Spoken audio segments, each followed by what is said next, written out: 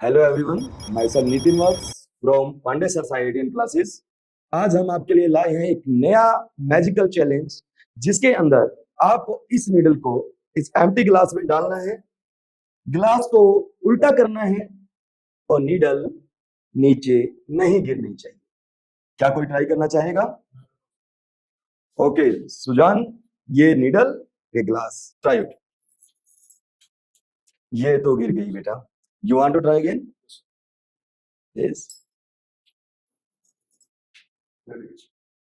तो क्या लगता है, क्या ऐसा पॉसिबल है कि मैं इसको अपोजिट करता हूं, अपसाइड डाउन करता हूं और ये नीडल इस ग्लास के अंदर ही रहे?